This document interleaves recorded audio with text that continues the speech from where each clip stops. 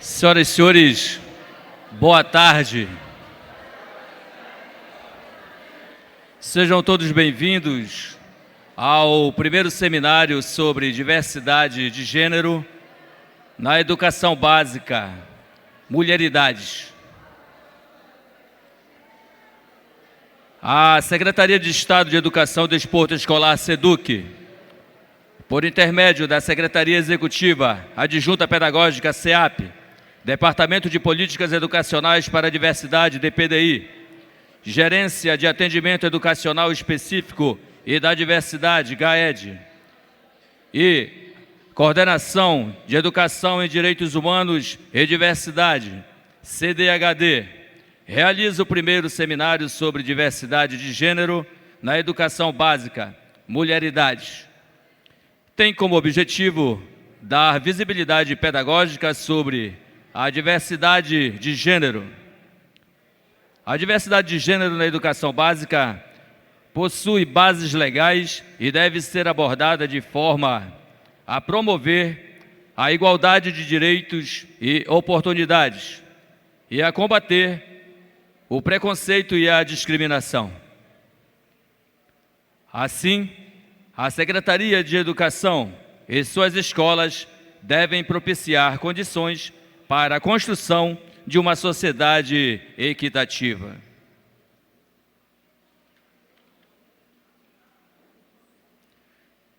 Senhoras e senhores, ouviremos as palavras da Gerência de Atendimento Educacional Específico e da Diversidade, GAED, a senhora Kátia Regina Menezes. Uma salva de palmas. Vou ficar aqui. Boa tarde. Sejam todos bem-vindos ao nosso primeiro seminário sobre a diversidade de gênero da educação básica. É um prazer imenso cumprimentar a todos que estão aqui, a todos e todas, né? Eu sou a professora Kátia, eu sou gerente da GAED, a Gerência de Atendimento Educacional Específico e da Diversidade, onde tem a coordenação de educação de jovens e adultos, coordenação do campo, coordenação de direitos humanos e diversidade, do qual promove hoje esse primeiro seminário, além da coordenação de educação ambiental. Cumprimentar todos os gestores que estão presentes, coordenadores distritais e regionais, cumprimentar todos os nossos gestores do interior, capital e interior, juntos participando desse primeiro momento, né? Esse momento de acolhida, né? De agradecimento por estarem aqui e que a gente possa discutir, e é o primeiro de muitos seminários dentro da gerência da diversidade e da coordenação de direitos humanos, que é uma coordenação, né, nova, direitos humanos e diversidade, e hoje a gente trazendo palestras voltadas para essa temática, inclusive de orientação, para as diversas atividades e também orientações para os nossos gestores, coordenadores pedagógicos, coordenadores distritais e regionais, tanto na capital e no interior, assim como os técnicos da secretaria e toda a equipe da secretaria. Então, eu desejar mesmo um excelente evento a nós, uma tarde maravilhosa de troca de experiências, de palestras e tudo mais. Então, desejo aí uma boa tarde e um bom evento, e muito obrigada pela presença de todos. Obrigado, professora Kátia Regina Menezes, pelas palavras. Quero aqui citar a presença da supervisora do Gabinete do Interior, Tassinara Rosário, representando a secretária executiva do Interior, a senhora Ana Maria Araújo. Uma salva de palmas.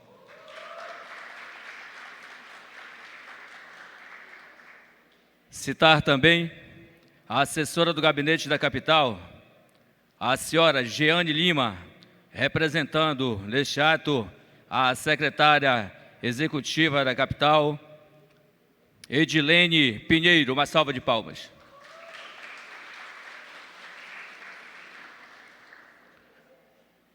Registrar a presença dos coordenadores distritais, em nome do professor Ivan Salles, coordenador distrital do Distrito 1. Uma salva de palmas.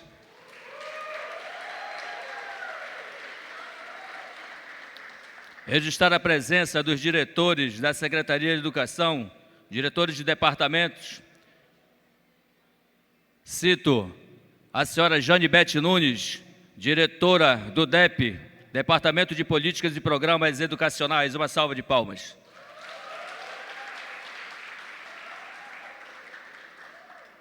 Menciono também todos os servidores da sede da Secretaria de Educação. Uma salva de palmas.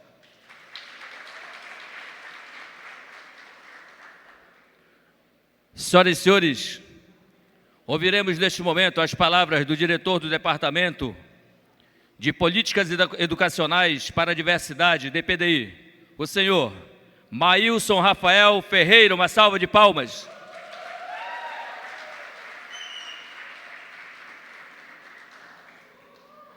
Olá, boa tarde a todos. Em nome da nossa secretária de Educação, professora Arlete Mendonça, da nossa secretária de Executiva Adjunta Pedagógica, a professora Georgette Borges, cumprimento todos os presentes, professores, servidores da secretaria, diretores, a todos que nos acompanham também via transmissão pelo Centro de Mídias, nossos coordenadores distritais, professor Janibete aqui como diretor de departamento, nossas assessoras aqui do gabinete pedagógico. Não sei se chegou a vir alguém da Sejusc, eu acho que eu tinha visto uma camisa da Sejusc, está ali atrás. Agradecer a presença, tá bom? Agradecer em nome da nossa secretária da Sejusc, a Jussara, tá bom? Agradecer nossas palestrantes que vão estar aqui com a gente hoje abordando uma temática tão importante, né, tão necessária em nossas escolas e que a gente ainda percebe uma certa barreira em algumas situações, em alguns momentos, mas que a gente precisa abordar para que a gente consiga ter devido respeito, o devido acolhimento, a devida inclusão de todas as pessoas que compõem as nossas unidades escolares, né? A gente está realizando o nosso primeiro seminário sobre diversidade de gênero na educação básica da Secretaria. O nosso tema é Mulheridades. A gente vai ter uma palestra muito rica, enriquecedora, com a nossa querida professora,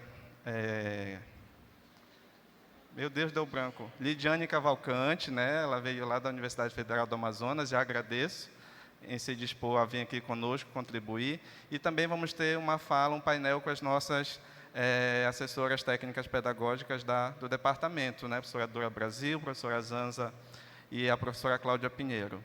Zanza Almeida. E aí elas são especialistas, né? Então a gente vai ter também, aproveitar o ouro que a gente tem em casa e mostrar também para vocês um pouco do que a gente tem, né? O DPDI, ele completou um ano recentemente, e a gente tem uma grande missão de trabalhar aquilo que está proposto no nosso referencial curricular, na nossa matriz curricular, que é abordar a diversidade de gênero em nossas escolas, como tema transversal. Então, a gente tem que levar até as escolas, até os professores, subsídios para que eles consigam trabalhar essa temática, e também aos diretores, como eles têm que agir em casos, situações que envolvam diversidade de gênero. A gente está hoje produzindo esse seminário, trazendo a vocês um seminário, mas a gente também vai estar, em breve, enviando para vocês protocolos de diversidade, que é para como vocês têm que atuar em casos específicos sobre questão de racismo, de preconceito, de xenofobia, de transfobia. Então, a gente está trabalhando também na produção de outros materiais para que a gente caminhe a todas as escolas da rede estadual, seja da capital ou seja do interior. Então, a gente tem uma série de ações a serem apresentadas, levadas a todos vocês, enquanto comunidade da educação amazonense, tá bom? Agradeço a todos vocês pela presença, dizer que a gente está muito feliz com esse momento e desejar a todos um bom encontro e, novamente, agradecer a todos que puderam comparecer conosco, mesmo com a nossa querida chuva, que nos pega sempre desprevenido, né? Mas que todo mundo conseguiu chegar. Então, a gente agradece muito. E aí, só aproveitar o momento para dizer que vocês vão receber, ao finalzinho, um certificado no e-mail de vocês, tá bom? Muito obrigado a todos, um bom evento. E eu passo agora de volta para o nosso querido Jeremias. Obrigado, gente. Obrigado, diretor do DPDI, senhor Rafael, pelas palavras. Quero aqui mencionar também, em nome da da diretora escolar, a senhora Nelisandra Gugel, diretora do SET Dariana, todos os nossos diretores que estão presentes nesta tarde. Uma salva de palmas. Senhoras e senhores, daremos início à nossa palestra do primeiro seminário sobre diversidade de gênero na educação básica, Mulheridades. Para palestrar sobre o tema Mulheridades, Diversidade, Protagonismo e Emancipação, convidamos a doutora em Sociedade e Cultura na Amazônia pelo FAM, professora do Departamento de Serviço Social da Universidade Federal do Amazonas e do Programa de Pós-Graduação em Serviço Social e Sustentabilidade na Amazônia, o FAM. Coordena o Laboratório de Estudos de Gênero, LEG-UFAM, e atua politicamente em movimentos sociais voltados para a população LGBT. Suas pesquisas abrangem temas como identidades, corporeidades, dissidências, sexualidades, diversidades, além de direitos humanos, políticas públicas, família, poder, violência, conflitos e religiões. Senhoras e senhores, com vocês, professora Lidiane de Lima Cavalcante, uma salva de palmas.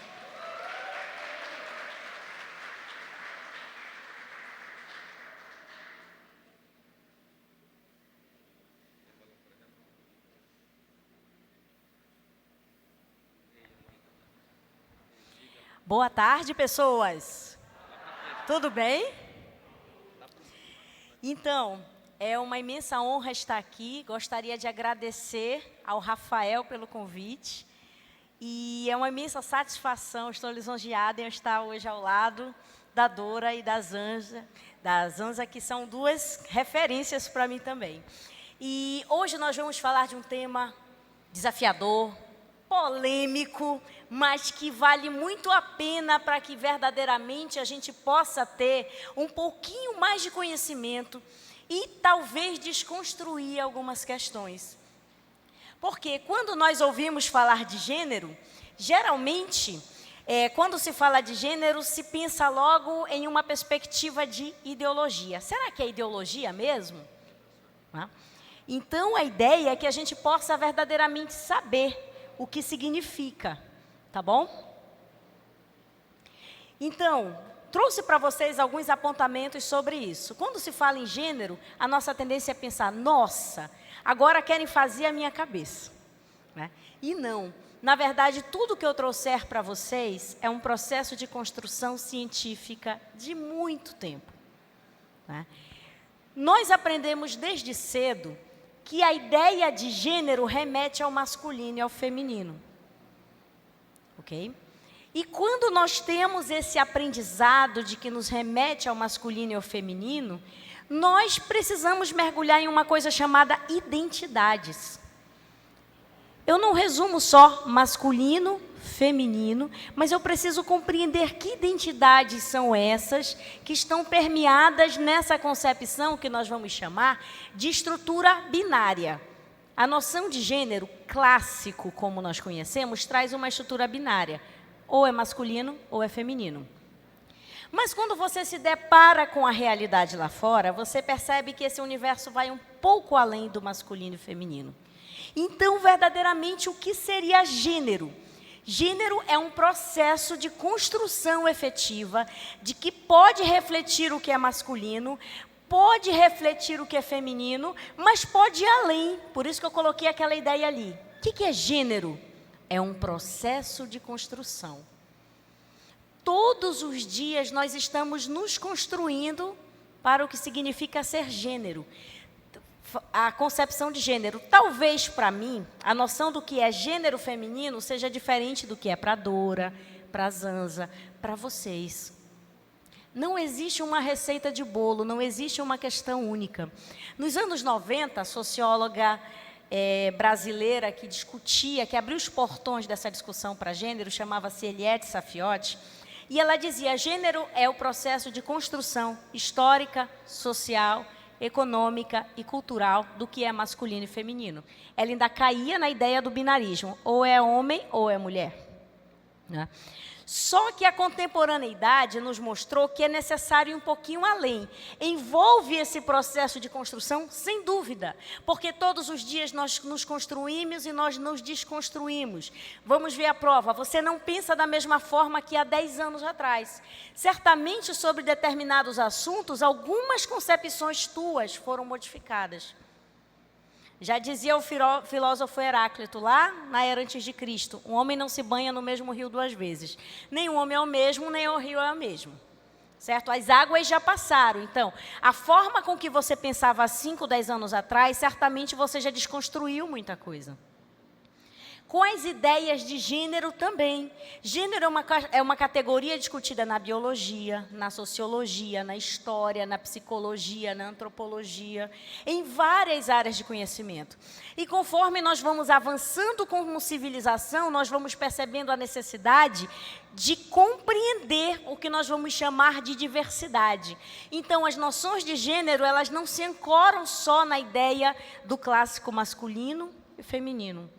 Elas trazem também no bojo o que é essa diversidade. E hoje a gente vai falar de mulheridades. O que é essa diversidade de mulheres? Mulheridade, diversidade feminina. No que se constitui essa diversidade feminina? Então, é um processo importante para que nós possamos entender que se trata de identidades. E essas identidades, elas não estão associadas a cores. Elas não estão associadas a comportamentos fechados na sociedade. Elas são construídas e desconstruídas continuamente. Eu trouxe a ideia de uma identificação datiloscópica aqui, porque mostra que a identificação datiloscópica, cada pessoa tem a sua. Não tem uma identidade datiloscópica igual. Significa dizer que os seres humanos também são diferentes. E se a nossa identidade datiloscópica é diferente das demais, a nossa forma de enxergar o mundo e de construir a noção de gênero também se diferencia. Certo? E essas diferenças, elas precisam ser consideradas no bojo da nossa sociedade. Então, eu trouxe uma ideia. O que é mulheridades, Lidiane? Mulheridade significa a pluralidade de mulheres, a pluralidade feminina, que envolve a forma de pensar, envolve a perspectiva étnico-racial, envolve as identidades de natureza sexual. E isso aqui existe desde que o mundo é mundo. Certo? Por exemplo, quando se fala de questões LGBTs, as pessoas têm uma tendência a acreditar: nossa, mas é uma verdadeira epidemia de LGBT hoje em dia. Já ouviram isso? Pois é. Na verdade, não é uma epidemia. 10 a 13% da população mundial é LGBT, e isso já se sabia em 1948.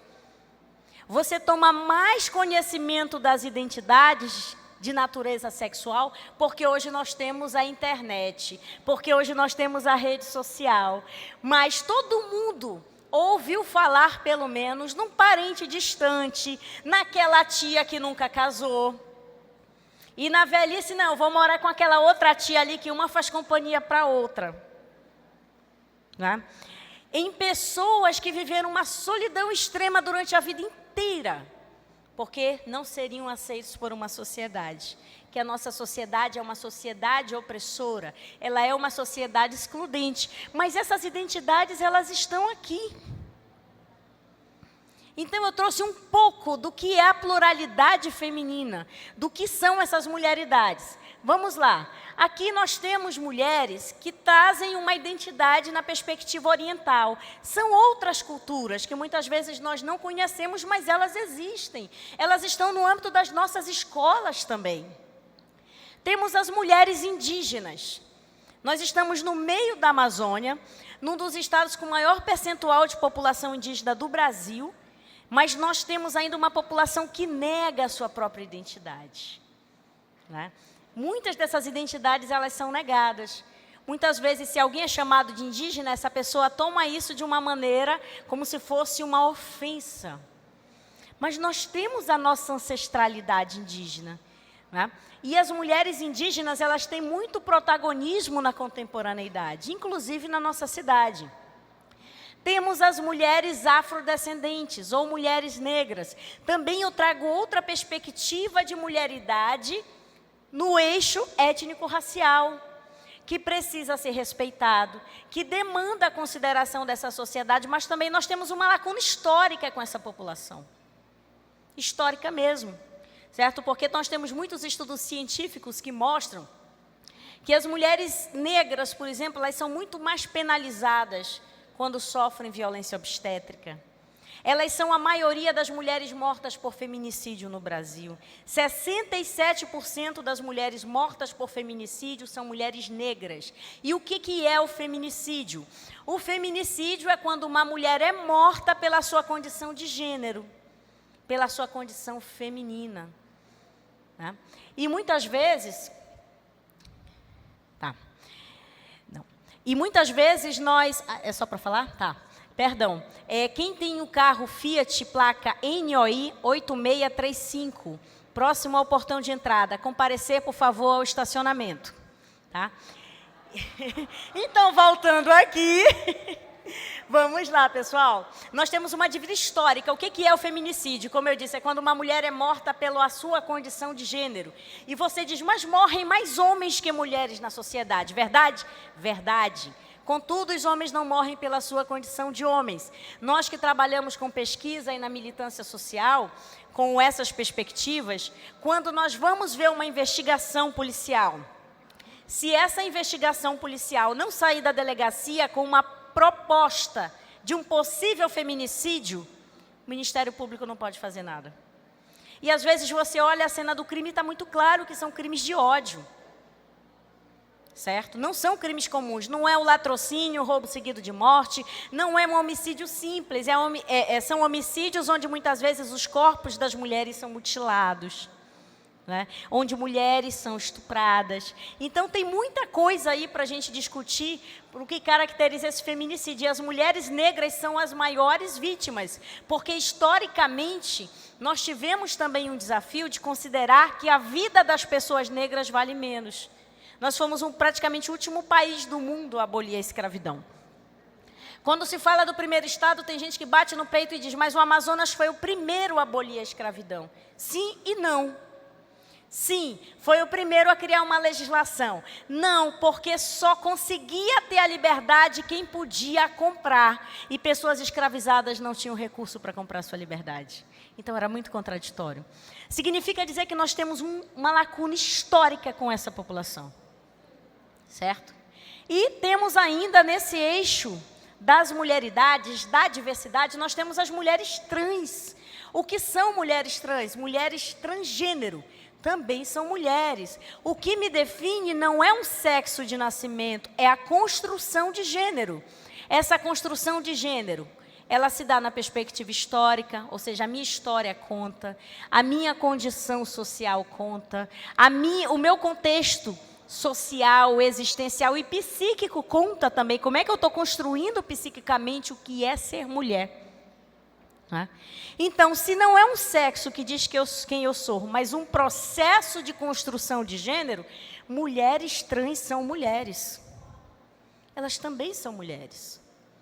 Às vezes nós temos uma dificuldade em conseguir trabalhar esse processo de reconhecimento. Eu não vou falar nem de inclusão, que inclusão parece assim que eu estou fazendo um favor. Mas reconhecer essas identidades. Mesmo que você não consiga compreender, elas existem. Tanto que hoje, por exemplo, nós não falamos mais, mulheres que menstruam, são pessoas que menstruam. Porque homens trans também menstruam. O que é a pessoa trans? Vamos lá, eu vou dar o meu exemplo, que eu sou uma mulher cis, para a gente compreender uma pessoa trans. Eu, Lidiane, nasci com o sexo feminino, certo? E a minha construção de gênero também é feminina. Ela está em consonância com o sexo de nascimento. Então, eu sou uma pessoa cisgênero. Cisgênero, então, é quando há uma consonância entre sexo de nascimento e construção de gênero, de identidade de gênero. Se eu, Lidiane, tivesse nascido com o sexo feminino, mas construir uma identidade de gênero masculina, eu seria uma pessoa transgênero. Quando não há essa confluência de construção de gênero em acordo com o sexo de nascimento. Tudo bem? Lidiane, isso é patológico? Isso é doença? Não. E eu não falo isso por 10, 20 anos de pesquisa. No nosso mundo, nosso planetinha azul, nós temos séculos de pesquisa. Séculos. Já se fez de tudo que vocês possam imaginar. Investiga corpo, vê cérebro, coração, DNA, um monte de coisas. Então, se chegou à conclusão que é uma condição humana, como qualquer outra condição. Tudo bem? Então, no âmbito dessas mulheridades, eu tenho essa diversidade que precisa ser, logicamente, reconhecida. Tudo bem? Então, a partir daí, eu tenho que falar de que forma que essas mulheres se emancipam. Para falar de emancipação, eu preciso falar do desafio de ser mulher hoje. É muito difícil ser mulher no Brasil. Só de nascermos mulheres, nós nascemos em desvantagem. Se somos mulheres e negras, nós sofremos preconceito 2 vezes. Se somos mulheres negras e pobres, preconceito 3 vezes. Mulheres negras e pobres e com deficiência, 4 vezes preconceito. Agora, mulher negra, pobre, com deficiência LGBT, em terra. Esse é o retrato da exclusão do nosso país. Então, de que forma que eu vou falar em emancipação da condição feminina se eu tenho uma diversidade feminina que sofre preconceito? Vamos ver exemplo. Mulheres na política. É muito difícil ser mulher e estar na política do nosso país. O nosso país é um dos países que mais comete violência na política contra mulheres. E esse é um dado real. Segundo dado, dificilmente mulher vota em mulher. É outro dado cruel. Ou seja, nós mulheres também carregamos o patriarcado, que é esse poder extremo masculino sobre o feminino. Nós carregamos a misoginia, que é o preconceito. Nós carregamos os estereótipos. E isso é muito desafiador no nosso cotidiano. Porque quase sempre nós mulheres que educamos os homens. Porque nós criamos as crianças, sejam filhos, netos, sobrinhos, quem for. Não é? Então, é muito difícil ser mulher na esfera política hoje, porque essa mulher sofre muito mais violência do que os homens no âmbito da política. É difícil ser mulher e ter uma perspectiva religiosa. Nós estamos em um país onde a maioria é composta por pessoas cristãs, certo? E quando você vê a diversidade religiosa, por exemplo, você fica, opa, será que a gente respeita a diversidade religiosa? Não. Nós respeitamos muitas vezes o nosso ponto de vista apenas, e já dizia Leonardo Boff, cada ponto de vista é só a vista de um ponto. O que é religião? Vem do latim religare, te religar a algo sagrado. Pode ser a um Deus, algo sagrado, a deuses. Tem uma infinidade de coisas no universo das ciências das religiões. Mas, independente de qualquer coisa, nós precisamos respeitar essa diversidade religiosa. Se eu tenho uma aluna adepta do islamismo na minha escola, como é que eu vou conduzir a situação? Se a aluna precisa entrar de véu, se a aluna precisa entrar de turbante, de que forma que eu vou conduzir a situação? Será que a nossa comunidade está pronta para receber essa diversidade que compõe essas mulheridades também? Não sei. Agora, imagina a aluna que não é adepta do islamismo, mas que vem das religiões de matriz africana ou afro-indígena, que são diferentes. Elas podem ser umbandistas, candomblecistas, adeptas de culto de Jurema e tantas outras coisas aí. Qual é o nosso reconhecimento em relação a essa diversidade de mulheridades? A essas meninas que estão conosco na escola. Que ao invés de chegarem com um terço no pescoço, elas chegam cheias de guias no pescoço. De que forma que nós estamos conduzindo? Será que existe preconceito com relação à diversidade religiosa? Possivelmente sim. Então é algo que também nós precisamos trabalhar, porque o que é a palavra preconceito? É quando você estabelece um conceito sem antes mergulhar profundamente para conhecer uma realidade. Todos e todas nós aqui temos preconceitos. Ninguém está livre, eu quero deixar claro, nem eu. A todo mundo no mesmo barco. A questão é que nós estamos aqui como educadores e educadoras com o objetivo de tentar vencer um pouquinho mais dos nossos preconceitos, para compreender essa diversidade humana. Porque, por vezes, por um preconceito religioso, por um preconceito político, por um preconceito de sexualidade, são pessoas que abandonam a escola. E a gente sabe que essa realidade ela existe, né? Então, que a gente possa compreender, sobretudo, por exemplo, a diversidade religiosa. Trouxe aqui a questão das mulheres estudantes. Nós já somos maioria no Brasil. No ensino fundamental, os dados mostram isso, né? Os dados de vocês mostram isso. Nós já somos maioria no Brasil no ensino médio, nós já somos maioria no Brasil no ensino superior. Mas ainda temos dificuldade de termos colocação no mercado de trabalho, porque as mulheres ganham menos que os homens, muitas vezes. Certo? Aí eu vou dar um exemplo na minha área, por exemplo.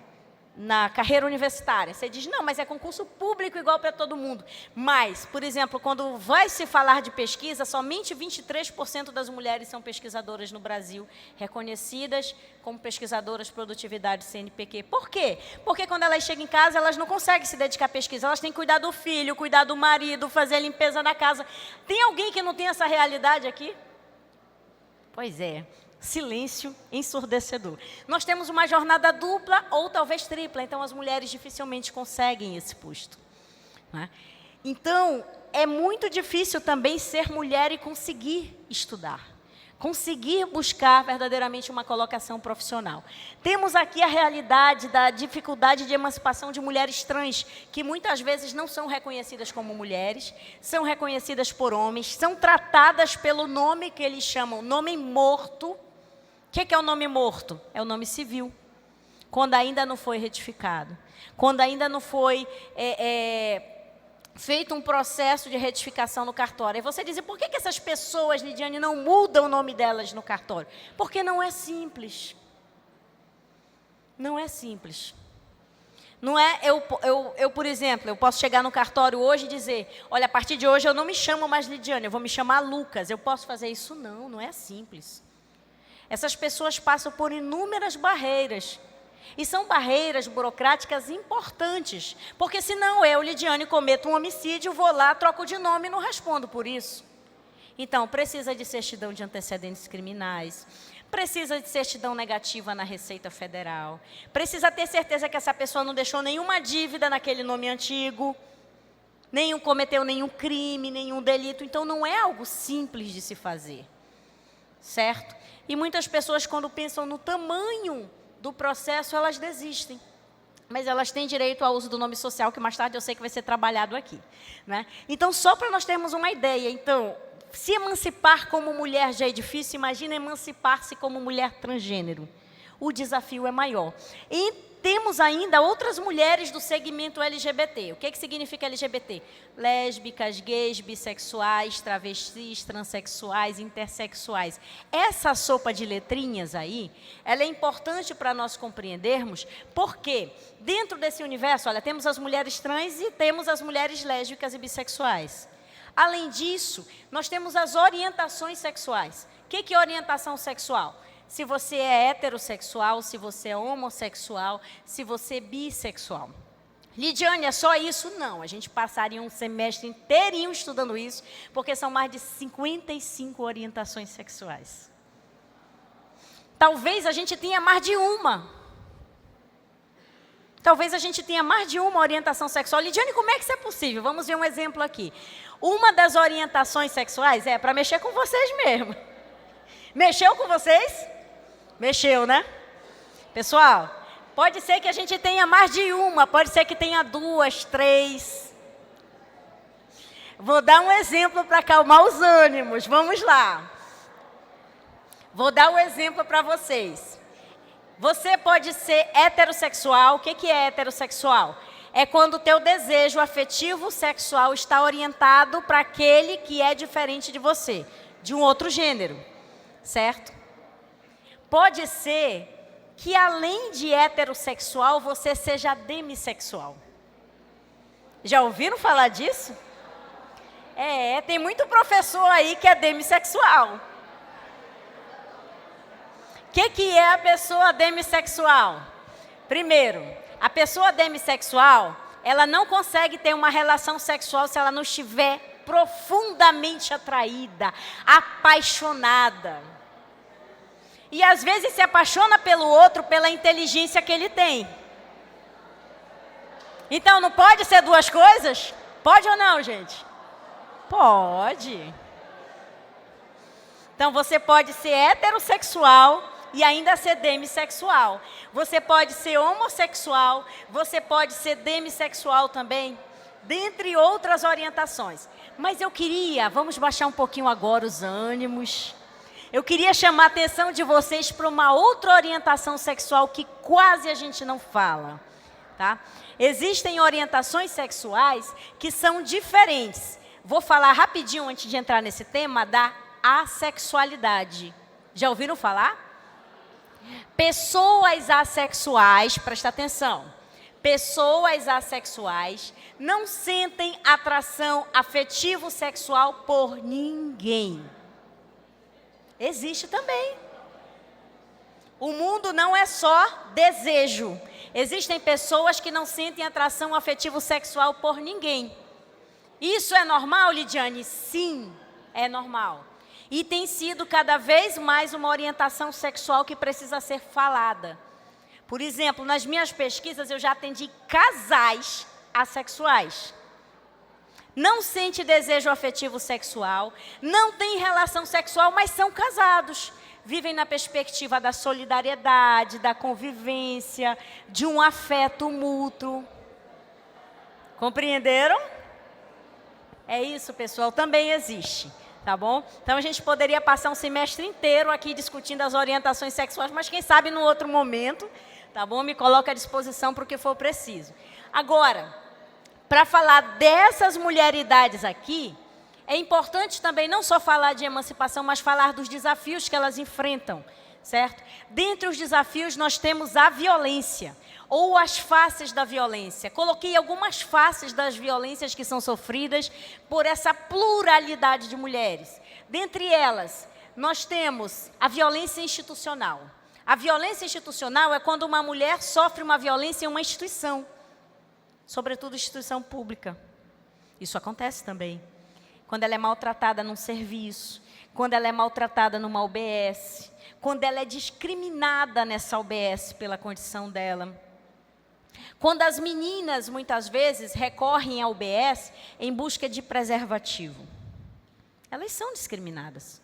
Só que elas têm a vida sexual ativa, gente. De que forma que nós vamos conduzir isso? Nós vamos negar o preservativo? Elas precisam de orientação na perspectiva da sexualidade, certo? Mas não da negativa. Então, nós encontramos ainda muitos profissionais com dificuldades de trabalhar essa perspectiva. A violência religiosa, quando as mulheres ou meninas sofrem violência pela religião que seguem, pela expressão de religiosidade que estão seguindo. Principalmente se não for nas religiões dominantes. Principalmente se for uma menina que é do candomblé, do tambor de mina, da umbanda, das macumbas, que é outra história, certo? Do molocô, do tererê, de tantas outras expressões de religiosidade que para muitos de nós é desconhecida. Então existe uma tendência a discriminar, e a discriminação ela também se configura como violência. A piadinha também se configura como violência psicológica. Temos ainda a violência obstétrica, quando as mulheres e meninas sofrem violência no momento do parto. Aí eu vou trazer para vocês um dado triste da nossa realidade, da nossa cidade. Tá? Mulheres e meninas, quando vão para as maternidades, elas sofrem muita violência obstétrica. E elas ouvem as piores coisas, e muitas dessas coisas, elas estão... A violência, ela vem com caráter religioso, isso é muito preocupante para a gente. Tipo, você tem que sentir a dor do parto mesmo, porque a culpa do pecado é da Eva. Eu não posso fazer isso. Nós não temos esse direito. No momento que seria tão importante para as mulheres, para as adolescentes, que nós sabemos que temos índice altíssimo ainda de adolescentes gestantes, né? Esse tipo de violência, além de violência religiosa, é uma violência obstétrica. Violência por identidade de gênero, quando mulheres, sobretudo mulheres transgênero, não são reconhecidas em suas identidades. Violência por orientação sexual, quando essas mulheres ou meninas não são reconhecidas pelas orientações sexuais que têm. Gente, o nosso objetivo de forma alguma, é sexualizar crianças ou adolescentes, de forma alguma.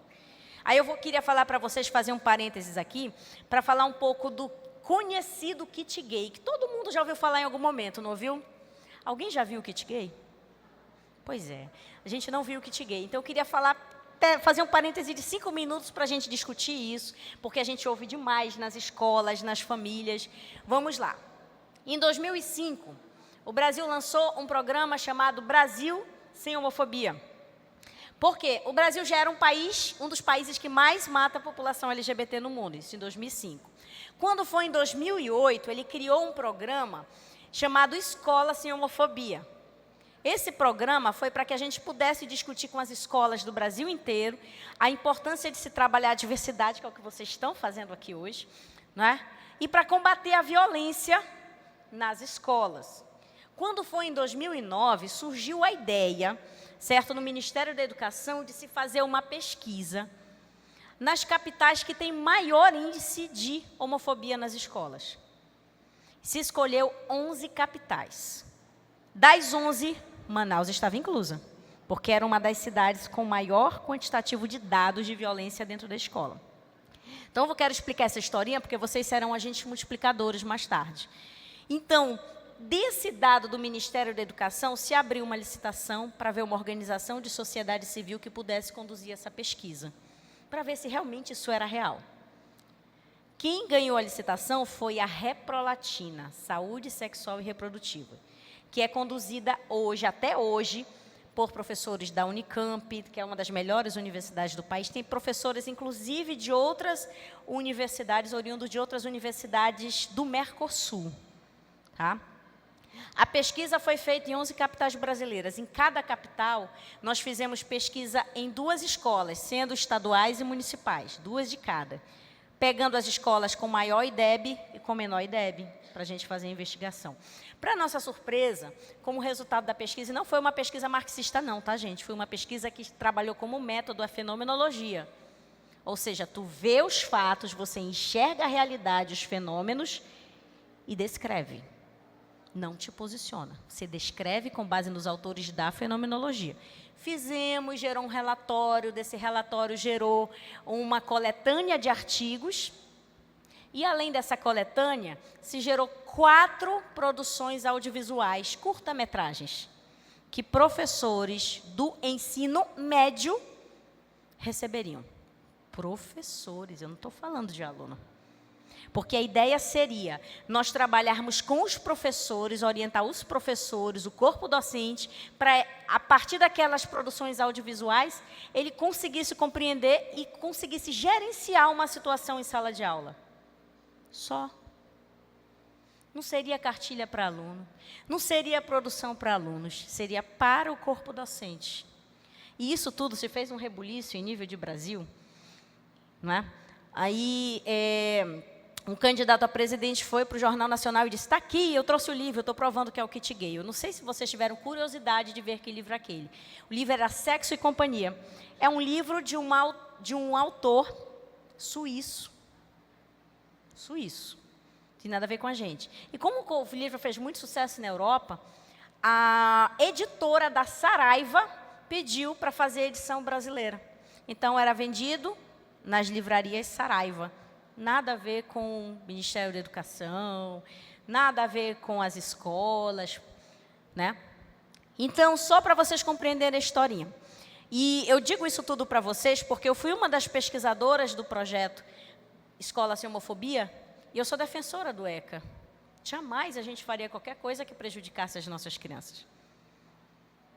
E qualquer pesquisador também, porque nós temos uma legislação, certo?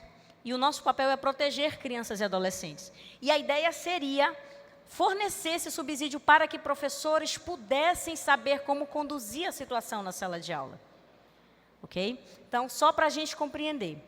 E hoje, essa ideia surgiu justamente para que a gente pudesse combater as violências que existem no âmbito da escola. Que na nossa escola também é uma realidade. Tá? Então, a partir daí, agora a gente já falou um pouco de feminicídio, Não é? Feminicídio é quando uma mulher é morta pela sua condição de gênero. Isso aparece muito claro nas cenas dos crimes, nas ameaças que essa mulher sofre. O feminicídio ele é um crime de ódio, porque é considerado um crime que potencializa o desprezo contra a condição feminina. Ele existe, ele é real. O feminicídio ele não é um mimimi. O Brasil ele é o 5º país do mundo em maior número de feminicídios. E na América Latina ele é o 1º. Ele lidera o ranking. E eu diria para vocês que os dados ainda não são reais. Porque se nós temos em média 4.000, 4.500 casos relatados por ano, quantos casos não saem da investigação policial tipificados como feminicídio? Muitos. Então, o nosso dado ele pode ser muito maior. É algo que verdadeiramente a gente precisa conversar, dialogar sobre isso, certo? Uma outra questão é o racismo. No âmbito da pluralidade de mulheres, muitas dessas mulheres também sofrem com o racismo. O nosso país ele tem um processo de racismo legitimado e institucionalizado. Né? Legitimado por quê? Porque ele é legitimado pela sociedade por meio da piada, por meio da chacota. Mas a gente já trouxe os dados aqui. Os dados de que mais de 60% das mulheres que são vítimas de feminicídio são mulheres, está lá no Atlas da Violência de 2023. Né? Nós temos dados também assustadores de que o Brasil ele traficou mais de 4,5 milhões de pessoas na época da escravidão. E muitas dessas mulheres, muitas dessas pessoas eram mulheres, e as mulheres eram estupradas, as mulheres eram surradas. Não é? E até hoje nós temos a tipificação do racismo, hoje temos a tipificação do racismo como crime, mas a violência de gênero, quando envolve racismo, ela também está legitimada. E ela está legitimada nas pequenas coisas, ela é legitimada nas escolas, quando existe a piada sobre o tipo de cabelo, sobre a cor da pele, sobre a condição onde essa pessoa mora. Para vocês terem uma ideia, o surgimento do termo favela, se fala muito de favelas, né? Inclusive algumas das maiores favelas do Brasil estão aqui, no nosso município. O termo favela, de onde surgiu? Pessoas que eram escravizadas, com a abolição da escravidão, essas pessoas receberam direito à liberdade, só que essas pessoas não tinham para onde ir. Então, algumas das terras que foram fornecidas para que essas pessoas pudessem se alojar, tinham plantações. E a planta que ninguém queria se chamava favela. Então, vai morar na favela. Favela é o nome de uma planta. Acredite, é o nome de uma planta. E essa planta era como uma erva daninha, que onde ela dava, ninguém podia fazer plantação nenhuma. É por isso que as pessoas iam morar e fazer seus barracos na favela. Daí vem o termo favela. Né? E a maior parte da população que vive em favela no Brasil é a população negra. Okay? Então, é uma dívida histórica que a gente também tem com a nossa realidade. Trouxe um retrato das mulheres trans que também sofrem violência. O Brasil é o país que mais mata a população trans no mundo, e esse dado não é meu. Eu não vou trazer nem dado brasileiro, eu vou trazer um dado do Transgender Europe, que é uma organização europeia que faz um mapeamento dos homicídios de pessoas trans no mundo inteiro. Aí a ANTRA, a Associação Nacional de Travestis e Pessoas Travestis e Transsexuais, pega esse dado e mostra para a gente. Quando você vê no mapa mundi da Transgender Europe, você vai ver que o Brasil ele está em cor preta, porque é o país que mais mata a população trans no mundo. São mais de 200 homicídios por ano. E 95% desses homicídios são contra mulheres trans. Então, nós temos aí um transfeminicídio. Claramente. Então, elas são mortas pela sua condição feminina e pelo não reconhecimento dessa condição feminina também. Temos ainda a intolerância religiosa. A intolerância religiosa ela tem gênero. Sobretudo para as mulheres de religião de matriz afro-brasileira. Porque a maior parte dos templos religiosos de matriz afro-brasileira são comandados por mulheres. E são templos e terreiros que são invadidos, depredados. Trouxe a imagem aqui da Mãe Gilda. Mãe Gilda era uma sacerdotisa de religião de matriz afro-brasileira na Bahia. O dia que nós temos, dia 21 de janeiro, que é dia considerado de combate à intolerância religiosa, foi o dia da morte dessa mulher. Ela morreu vitimada pela intolerância religiosa. E é possível vitimar alguém sem você disparar uma arma de fogo. Né? Ela sofreu tanta intolerância e na última que ela sofreu, ela teve um infarto na hora. Ela foi vitimada pela intolerância religiosa. Não é? Então, a intolerância religiosa ela tem gênero. Quando são mulheres à frente de religiões não dominantes, essas mulheres sofrem muito mais. Tá? E eu não vim só para falar de dados desafiadores, eu vim para falar de coisa boa também. Tá? Então, eu vim para falar de autocuidado.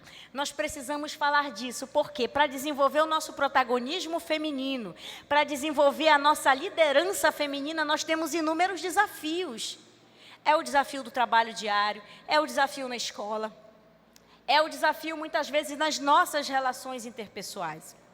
Então, nós precisamos desenvolver o que a gente não fala, autocuidado. A gente não vem só para falar de violência, para falar de emancipação, mas nós mulheres nos cuidamos, sim ou não?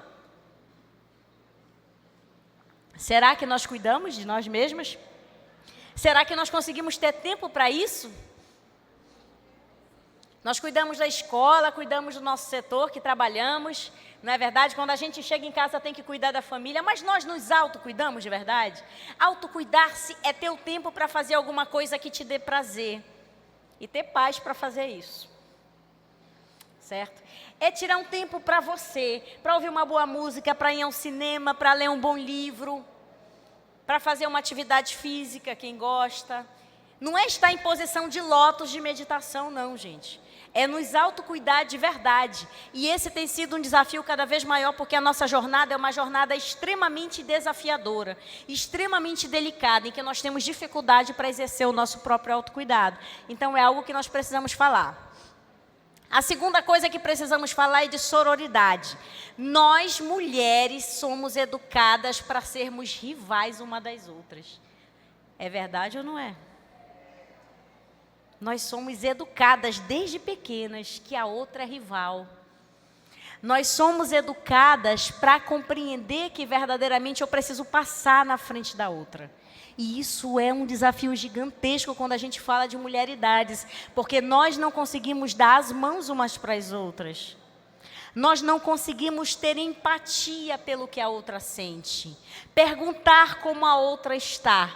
Então, precisamos desenvolver a nossa sororidade, que é a capacidade de ter empatia, de se colocar no lugar da outra e caminhar junto, entendendo que nós não somos rivais.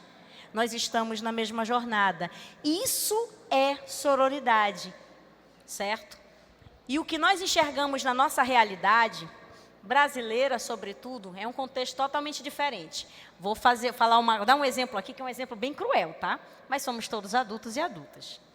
Muitas vezes, quando uma mulher chega num cargo alto da instituição, o que vão falar? Nossa, parabéns para ela, eu sabia que ela ia conseguir, que competência. Não é bem assim, não. Com quem foi que ela dormiu? Não é isso? Com quem que ela esteve? A gente se envergonha disso, não se envergonha, gente?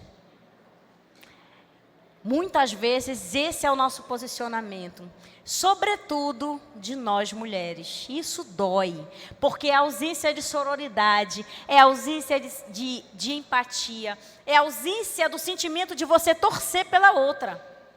Quando eu encontro as meninas aí, é maravilhoso, porque somos compas. É maravilhoso, a gente tem que torcer uma pela outra, isso é maravilhoso. Mas a nossa cultura nos ensina que não é assim. E é algo que a gente tem que romper. Esse é um paradigma, esse é um modelo, esse é um muro que a gente precisa romper. Para desenvolver a nossa sororidade, para enxergar a outra como parceira de caminhada. Porque é interessante, tem alguns homens aqui no auditório, os homens são parceiros pra caramba, olha. Não são? São super parceiros na maioria das vezes, mas as mulheres, elas são rivais. É algo que a gente precisa desconstruir, porque esse termo mulheridades, ele é um termo que a gente precisa levar para frente, tá certo? Então, que possamos desenvolver a nossa sororidade.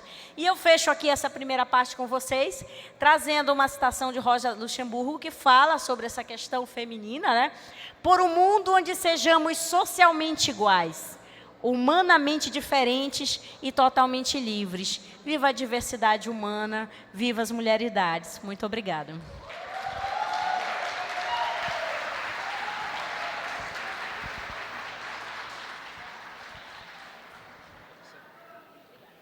Obrigado, senhora Lidiane Cavalcante, pela belíssima apresentação sobre o tema Mulheridades, Diversidade, Protagonismo e Emancipação. Uma salva de palmas mais uma vez para a nossa palestrante.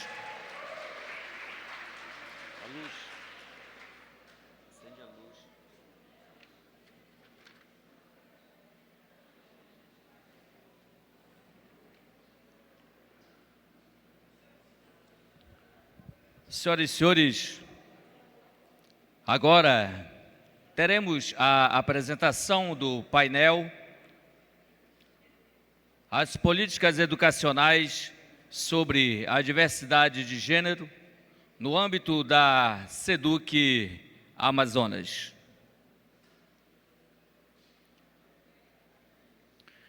Para realizar uma abordagem sobre educação em direitos humanos e diversidade nas escolas, convidamos a mestra em Educação pela Universidade Federal do Amazonas, UFAM, especialista em leitura e produção de textos e graduada em letras, atua como assessora técnica educacional na Coordenação de Educação em Direitos Humanos e Diversidade no Departamento de Políticas Educacionais para a Diversidade, DPDI, SEDUC. Atualmente, também é presidente do Conselho Estadual dos Direitos da Mulher, representando a Secretaria de Educação, e é ativista nos movimentos sociais voltados para os direitos humanos e para as mulheres. Com vocês, a senhora Dora Brasil.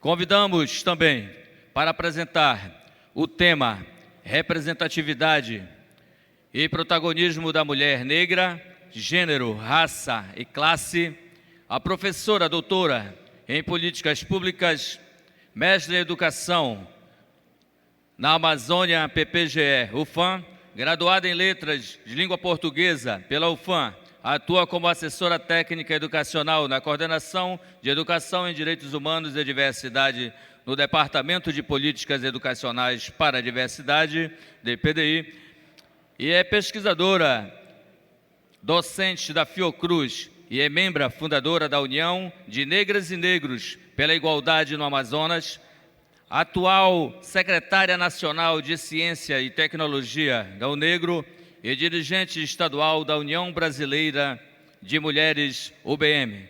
Com vocês, senhora Zanza Almeida, uma salva de palmas.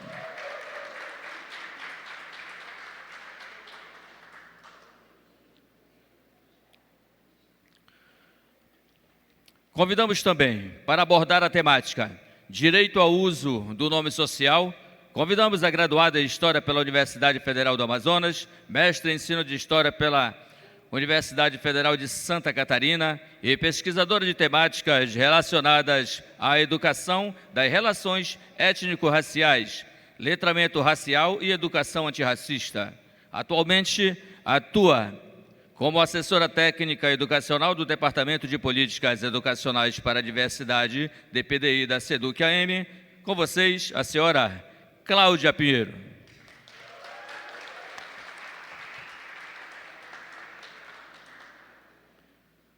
E convidamos para fazer parte desse grupo seleto a nossa primeira palestrante, por favor, mais uma vez aqui ao palco, a professora Lidiane Cavalcante.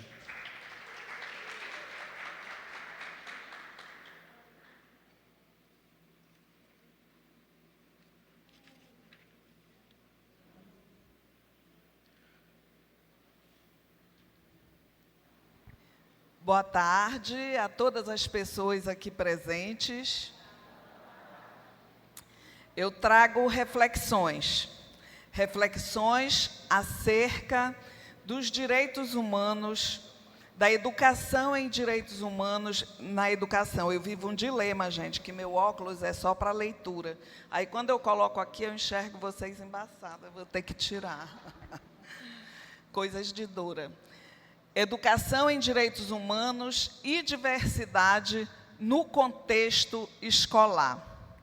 São reflexões para além das questões de gênero, né? Mas que tem tudo a ver com a fala da professora Lidiane, porque o nosso departamento é Departamento de Políticas Educacionais para a Diversidade. E a coordenação em que nós atuamos, eu e a Zanza, é a coordenação de direitos humanos e diversidade. Por que acrescentou direitos humanos?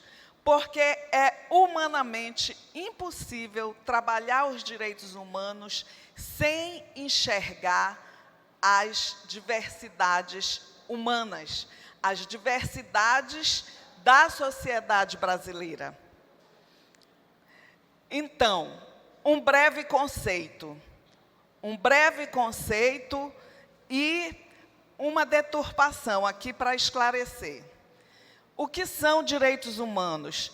São aqueles direitos que decorrem do reconhecimento da dignidade de todos, inerente a todos os seres humanos.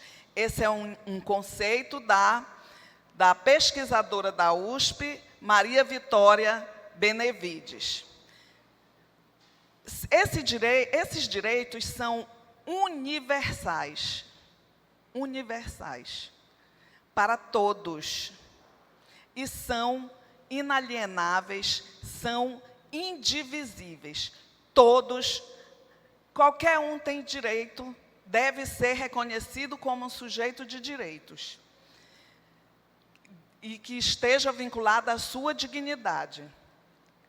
Uma deturpação. Por isso que é um tema polêmico, é um tema difícil, um tema que encontra resistência nas escolas, infelizmente. Direitos humanos são direitos dos bandidos, contra os direitos das pessoas de bem. Isso é uma desinformação. É uma desinformação, mas é uma perversa divulgação também, principalmente dos meios de comunicação de massas. Não há essa disputa entre direitos humanos das pessoas. Se é para todos, é para todos. Ah, mas os bandidos. Quem comete um crime deve pagar pelo que fez, não pelas minhas mãos, não por um linchamento, mas pela justiça. A justiça é um direito, né, é um direito civil, né? A justiça é um direito civil que está intimamente relacionada aos direitos humanos. Então, aquele que comete crimes, ele deve responder, mas perante a justiça, né? Mas ele tem o direito e de pagar, inclusive, pelo que cometeu.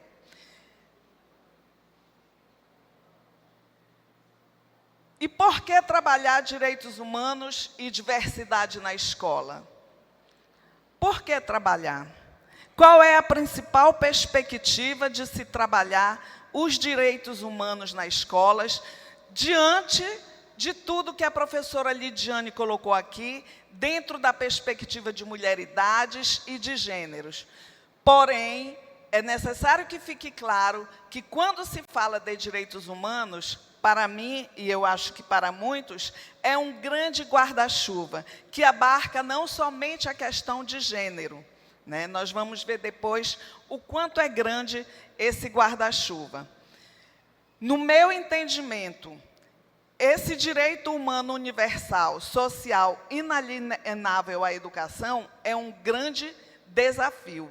Eu diria que é um dos maiores que está colocados na contemporaneidade para a educação.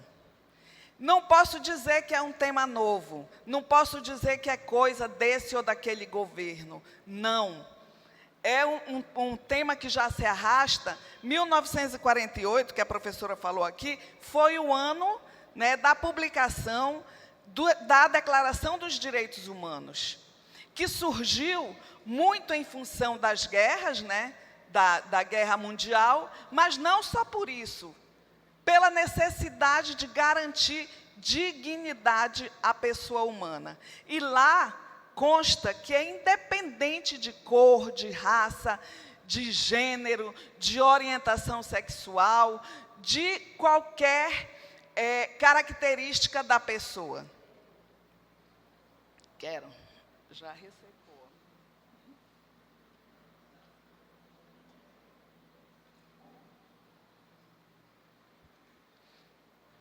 Então, nessa perspectiva, há a necessidade imperiosa de trazer para o debate os princípios, as diretrizes e práticas de um processo de inclusão social que considere a diversidade humana, social, cultural, econômica de segmentos historicamente excluídos.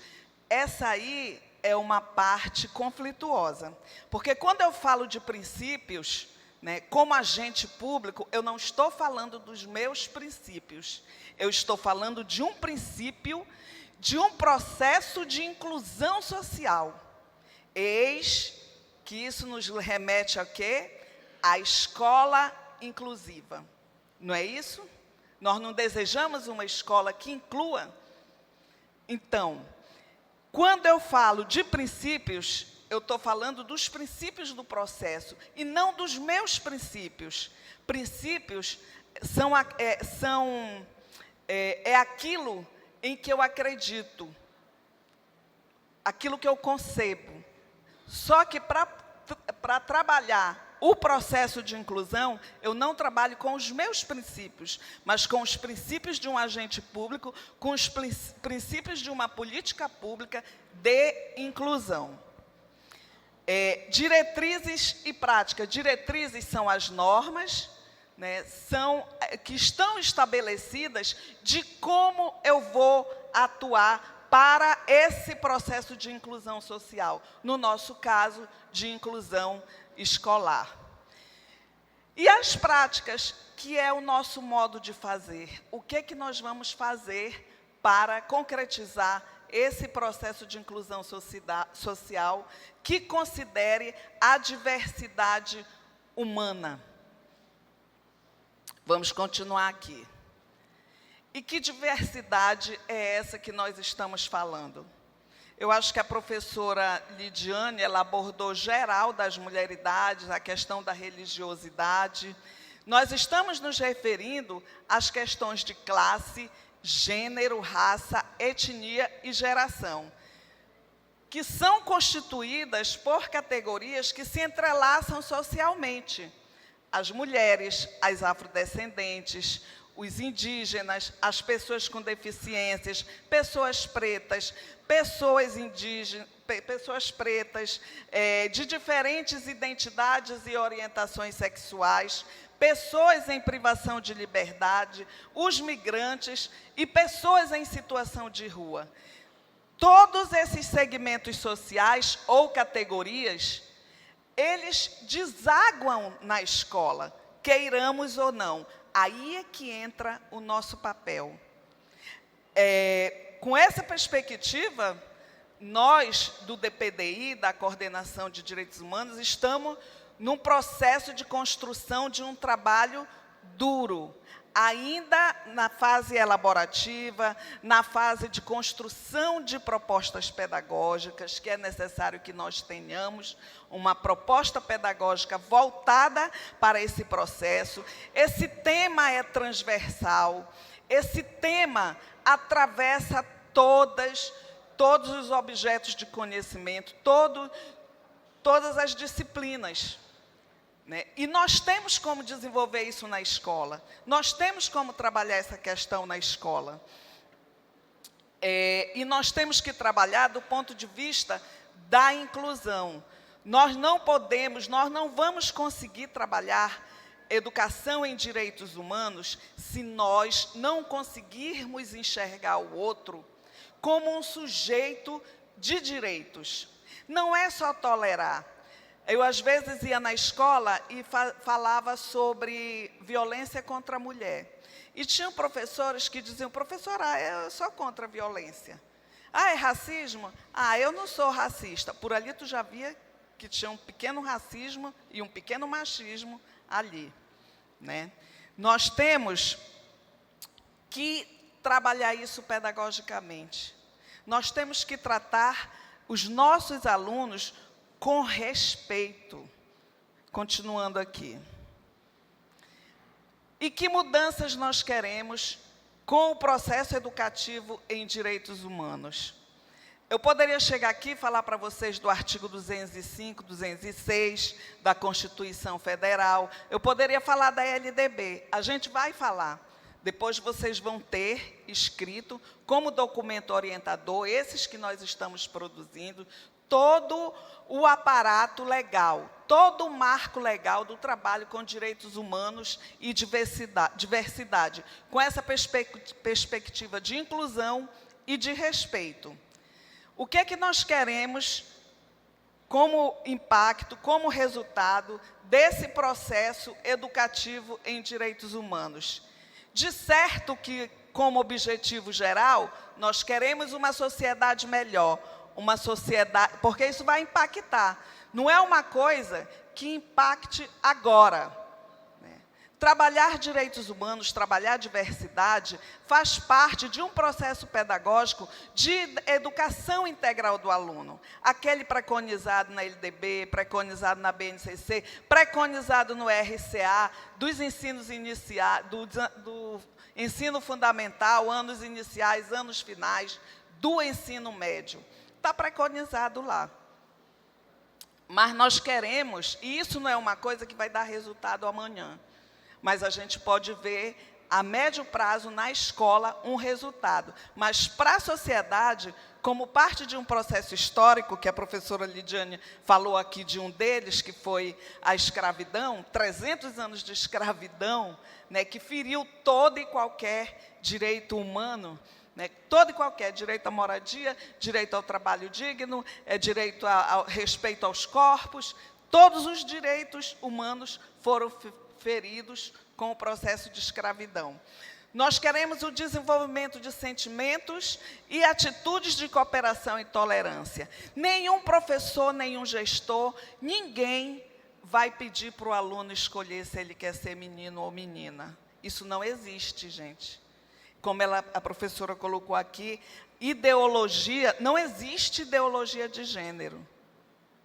Isso não existe. Isso é um processo pedagógico que nós vamos atuar, né, para termos uma escola democrática, para termos uma escola inclusiva, para termos uma escola acolhedora e democrática, para termos tolerância. Mas não é a tolerância de pensar, uma tolerância passiva, é uma tolerância ativa. Não é aquela tolerância, não, ele tem o direito, ele vai estudar, ele vai ficar lá. Não, não é esse tipo de segregação. Não é ele não poder ir ao banheiro.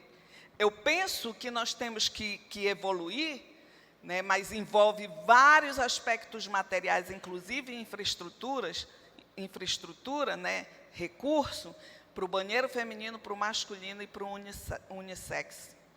E aí a gente quer a tolerância, a gente quer o respeito, a gente quer a autonomia do aluno, a gente quer... para quê?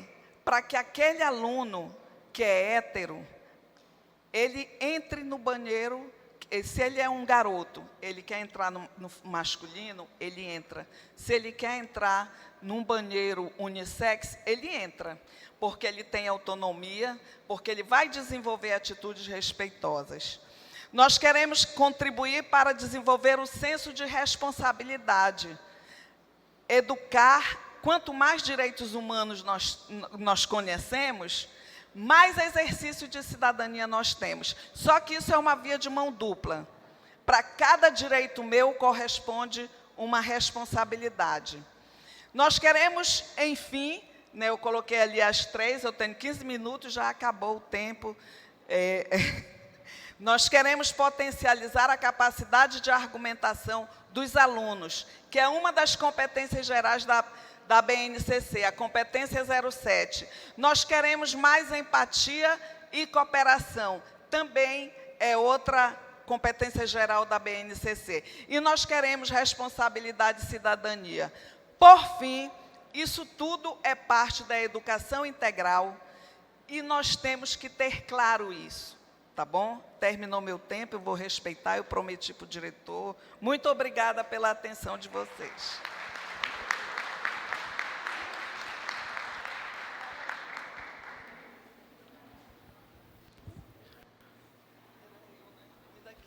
Obrigado, professora Dora Brasil.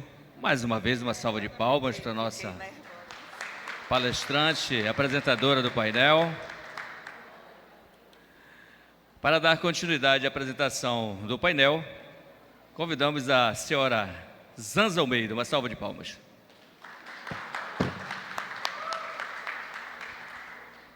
Bom, boa tarde a todas as pessoas, de todos os gêneros, de todas as orientações sexuais, de todas as identidades sexuais, não é, que é para todo mundo ficar contemplado. Agradecer a oportunidade, não é, de estar aqui conversando, não é, sobre temas essenciais, não é, para a nossa educação e também, não é, que ainda, principalmente no campo da educação básica, não é, ainda temos muitas lacunas e ainda muitas barreiras a serem enfrentadas, né? Então, acho que ter a Lidiane aqui nessa tarde, né, é extremamente importante, porque a Lidiane tem sido uma grande referência para trazer, né, do ponto de vista científico, mas também social, né, os estudos sobre isso. Eu acho que isso é o que mais importa para a gente que precisa estar na sala de aula ou estar orientando aí os nossos professores. Bom, eu estou com uma irritação na garganta e vira e mexe eu tenho algumas crises, então eu vou ser muito sucinta e muito rápida antes que eu tenha uma crise, né, e não consiga terminar o diálogo com vocês, tá bom? Vou falar devagar e tentar respirar. Eu trouxe para a gente conversar um pouco, não é, a representatividade e o protagonismo da mulher negra, não é, tentando trazer um pouco do que significa essa imbricação entre gênero, raça e classe, tá? E aí a gente começa, não é, chamando um pouco a atenção, exatamente fazendo, na verdade, uma relação com o que a Lidiane trouxe, não é, que é aquela figura que ali ao lado, que ilustra para a gente essa diversidade de mulheres, essa mulheridades, certo? Que, quando nós começamos a estudar e tentamos compreender como é que essa interseccionalidade, que é o método que está sendo utilizado na academia para falar sobre isso, a gente vai ver como é que isso interfere nos mais variados âmbitos da nossa sociedade, na educação, na economia, não é? Na saúde, e isso vai estar em todos os lugares. Vai estar aqui na nossa secretaria, vai estar no nosso departamento, vai estar na escola, vai estar no hospital que a gente precisa ir, na maternidade que as nossas mães precisam, não é? Dar luz às nossas crianças e, principalmente, nas nossas escolas. Eu acho que já deu para perceber, não é? E a Lidiane trouxe isso tranquilamente para a gente, a questão da nossa identidade, não é? E aí vocês imaginam o que isso significa dentro das nossas escolas, não é? Nós, enquanto seres humanos, já somos diversos, não é? Imagine quando nós todos estamos assim, juntos. Bom, desse ponto de vista da raça, e mais especificamente da mulher negra, o que eu posso tentar mostrar para vocês é que, no contexto histórico dessa especificidade de gênero, não é? No período colonial, por exemplo, nós tínhamos, falando da educação brasileira, tem um negócio importante para nós, se vocês colocarem na IA ou no Google, não é? Educação brasileira no período colonial, certo? Para pessoas negras. Se você especificar, ou mulheres, ou homens, ou pessoas negras, vai aparecer a seguinte afirmação: Infelizmente, não temos resposta, pois no período colonial não existia educação para essas pessoas, porque elas eram tratadas como objetos ou como animais selvagens, certo? E aí, mas o que a gente tem, e aí isso está totalmente relacionado à exclusão, né? E aí eu trago aqui na primeira figura, as figuras estão um pouquinho assim, mas eu acho que é por conta do projetor, tá? Mas essa imagem aqui é a imagem de uma mulher negra amamentando, é uma ama de leite, né? E as amas de leite, elas eram pessoas nesse período que traziam histórias e contavam histórias para as crianças, as suas crianças e as crianças que elas cuidavam também, né, nas casas. E aí elas são, ao longo da história, elas são também vistas como pessoas envolvidas já nesse processo educativo, né, por ter esse cuidado, né, de trazer esses valores africanos.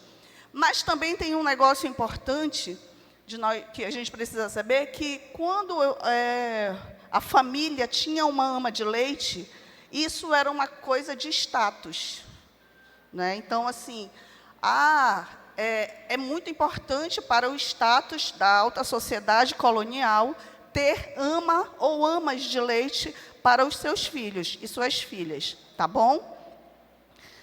Resistência, mas ainda assim houve muita resistência ao longo de todo esse processo, né? E nós chegamos aí com eu tenho ali a foto de uma das nossas primeiras educadoras, né? E aí é interessante porque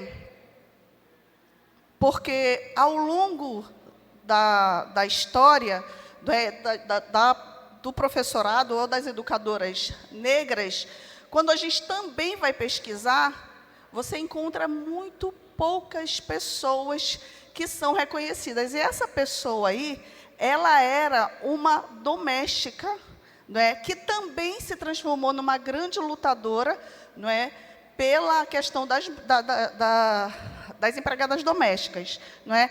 E aí, a Sueli Carneiro, ela diz o seguinte: se você quer conhecer a realidade da mulher brasileira do ponto de vista social, é só você estudar um pouco sobre a história das domésticas no nosso país, tá bom? Mas não tem como aprofundar, pode passar.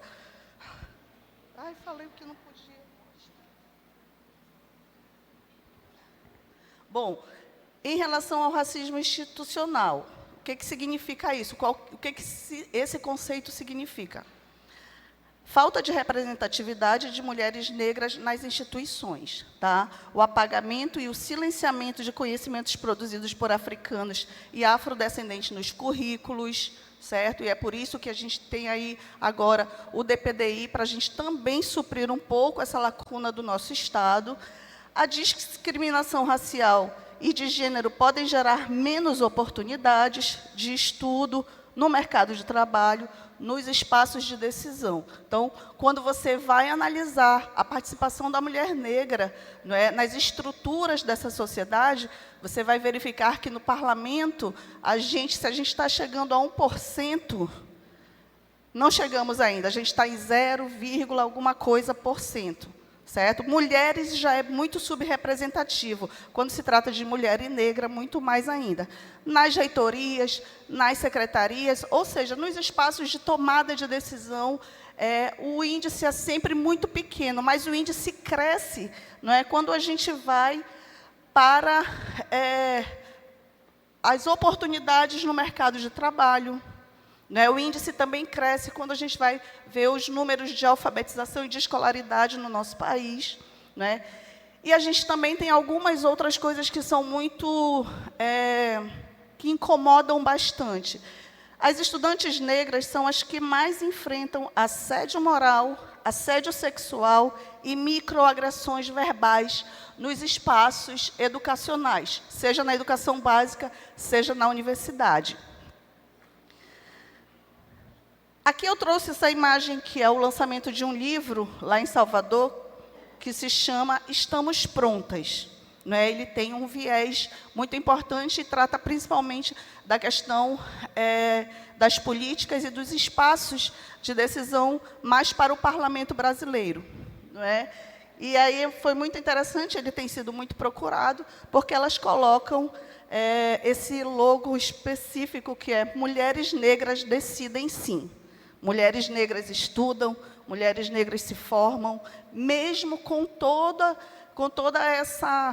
esse índice de feminicídio que penaliza essas mulheres, mesmo que no campo do mercado de trabalho informal, são elas que também, ou seja, na pirâmide social, quem está aqui na base são as mulheres negras, e existe mulheres negras no Amazonas, certo? Tá bom? Aqui alguns números, não é que não dá para a gente fazer muita reflexão, até porque eu já estou ficando com medo aqui, que está coçando a minha garganta. Me dá um pouquinho de água, Claudinha, por favor.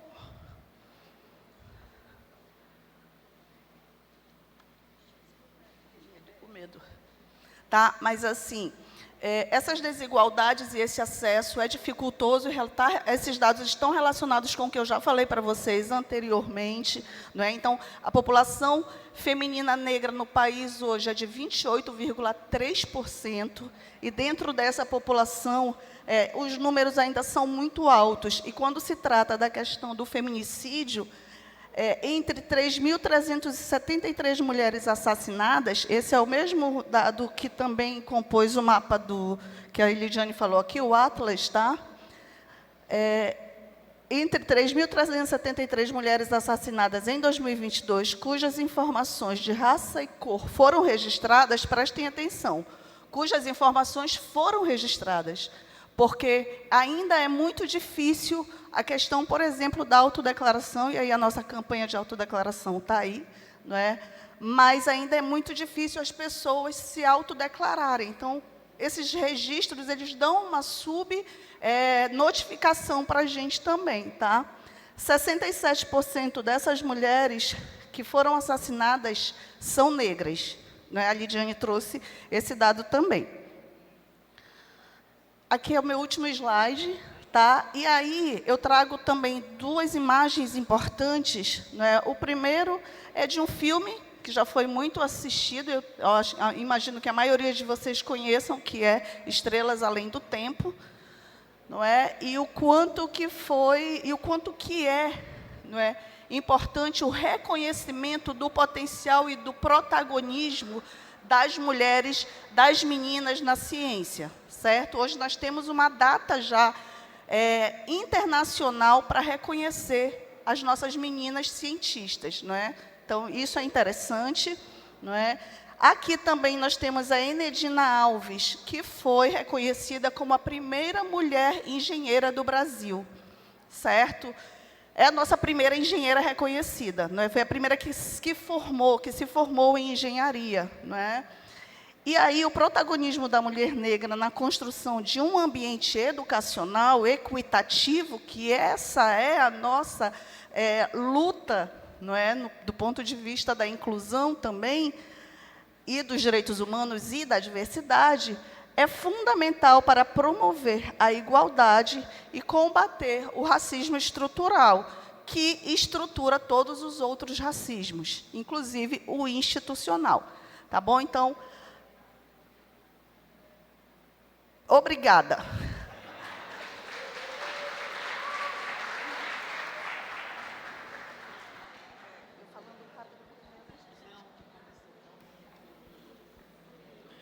Obrigada, senhora Zanza Almeida. Mais uma vez, uma salva de palmas para a nossa palestrante.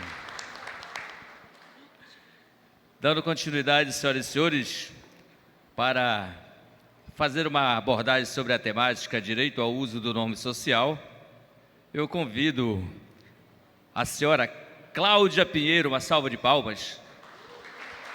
Boa tarde. Boa tarde. O que eu trouxe hoje... Aliás, vou logo adiantando que eu vou ser bem breve para a gente aproveitar o nosso tempo com a professora Lidiane, né? Então, o que eu trouxe hoje para compartilhar com vocês é algo que é muito prático, né? Nós viemos falar aqui nesse painel sobre as políticas de diversidade de gênero no âmbito SEDUC.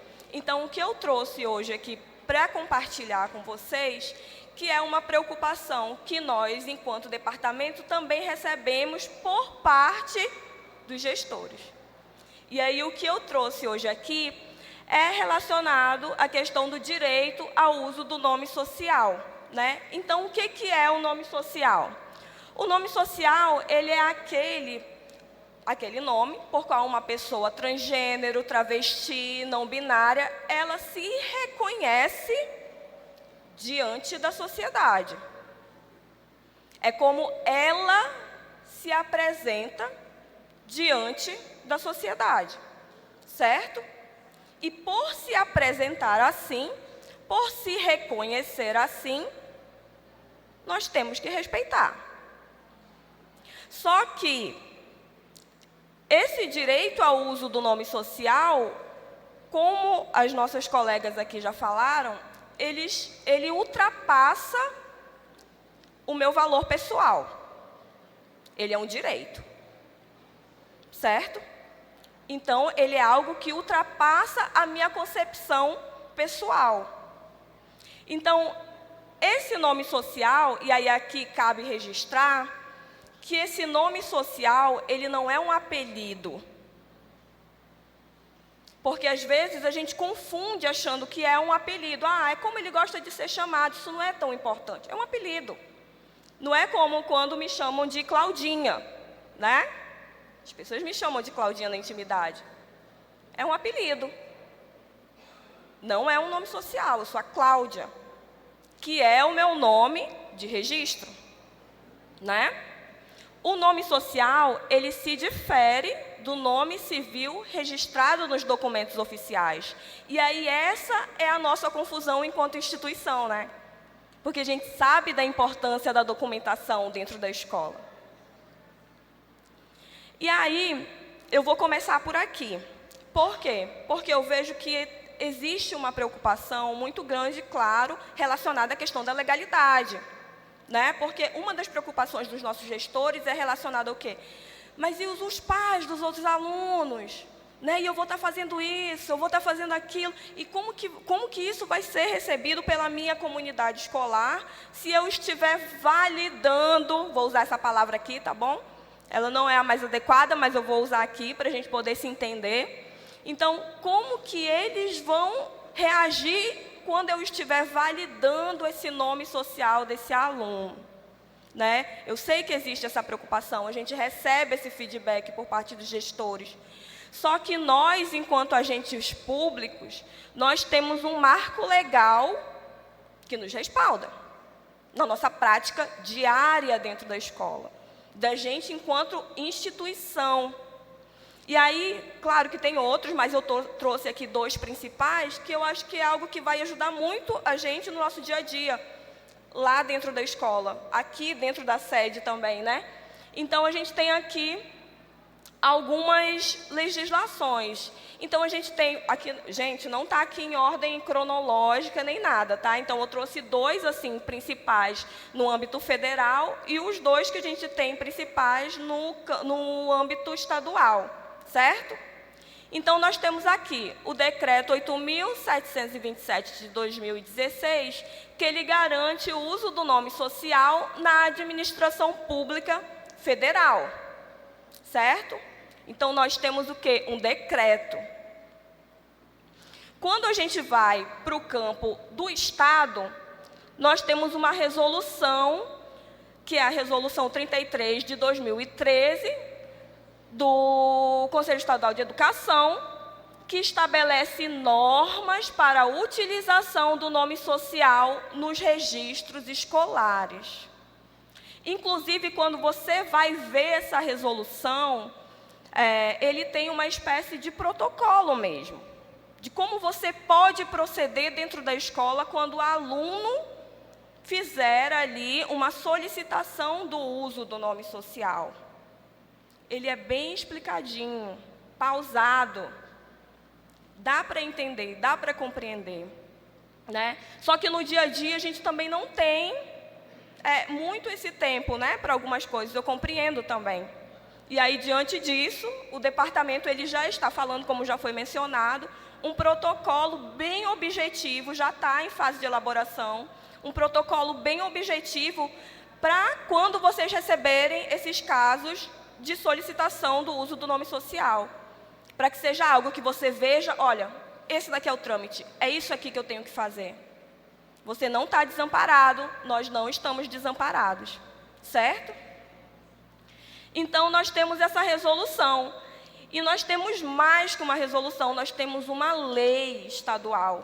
Nós temos a Lei Estadual 4.946, desculpa, eu estou de lente, aí eu não estou conseguindo enxergar direito, de 2019, que é 4946, obrigada, Dora, que trata da inclusão do uso do nome social por pessoas travestis e transexuais nos órgãos e entidades da administração pública, direta e indireta do Estado do Amazonas. Então, nós temos um decreto e nós temos uma lei que nos respalda enquanto instituição para que nós recebamos esse aluno quando ele solicita esse nome social, a utilização desse nome social, certo? E, por fim, nós temos uma decisão do STF de 2018 que permite também a alteração do nome civil sem a necessidade de cirurgia ou ação judicial, certo? Por quê? Porque eu também percebo que existe uma confusão, né, da nossa parte. Qual é? É que muitas vezes a gente não quer fazer essa alteração, a gente tem medo, né, a gente se amedronta de fazer essa alteração, porque esse aluno ele não tem uma documentação do cartório, né? Mas a legislação, ela diz aqui para a gente, ali a resolução 33 de 2013, ela vai dizer para a gente que esse aluno, ele tem o direito ao uso do nome social, mesmo que ele não tenha trocado em cartório, né? Então, o que essa legislação toda diz para a gente? Ela diz que o estudante tem o direito de ser chamado pelo nome que reflete sua identidade de gênero, garantindo respeito e dignidade no ambiente escolar, né? Então, como que o estudante ele vai exercer esse direito? Como que isso vai se proceder dentro da escola? Eu sei que muitos de vocês já sabem, né? Afinal de contas, essa resolução é desde 2013, mas eu acho que é importante a gente reforçar, né? Porque a gente ainda recebe essas inseguranças e que é completamente normal. É um assunto que a gente está lidando cada dia mais dentro da escola. Então, vamos lá. O que esse estudante vai fazer? O que essa legislação ela fala para a gente? Ela fala que os estudantes com 18 anos completos, eles podem solicitar. E eles vão solicitar como? Eles vão fazer ali um documento, um requerimento, e eles vão entregar para o gestor. Esse requerimento, ele é endereçado ao gestor da escola. Olha, gestor, eu, fulano de tal, solicito que meu nome seja esse, utilizado a partir de agora. Isso é o requerimento. E ele vai endereçar a você, que é o gestor, certo? E aí, o que acontece? Bom, e nos casos dos alunos menores de idade? Que é aí que pega, né? É aí que pega. No caso dos alunos menores de idade, o mesmo requerimento endereçado ao gestor, ele deve ser feito, e ele deve ser feito pelos pais ou responsáveis. É isso que a legislação diz para a gente. E aí, esses ambos documentos, como eu já disse, eles são endereçados ao gestor escolar. E a gente sabe também que muitas vezes esses pais, eles não estão de acordo, né? Mas, por enquanto, talvez a professora Lidiane diga algo que oriente um pouco melhor a gente, mas, por enquanto, falando aqui de marcos legais, é o que nós temos no momento, até então. Certo? O que cabe a gente, né, enquanto servidor público, enquanto agente público, o que cabe a gente? Primeiramente, o bom senso e a paciência também de explicar a esse aluno menor de idade. Porque às vezes isso vai acontecer, é uma realidade da população LGBT desse país. Às vezes os pais não vão aceitar.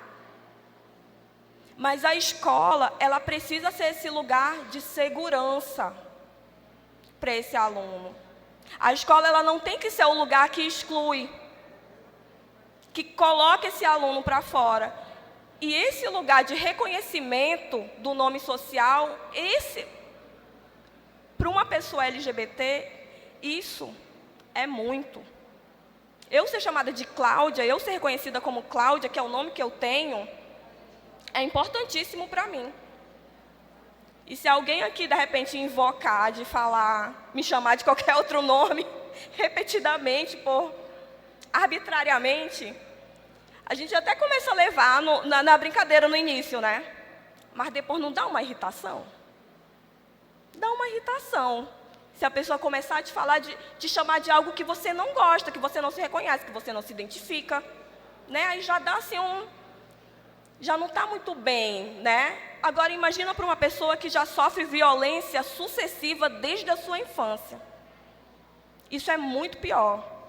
Então, a gente, enquanto servidor público, o que a gente precisa é garantir que esse aluno não sofra mais violência ainda no lugar onde ele deve se sentir seguro.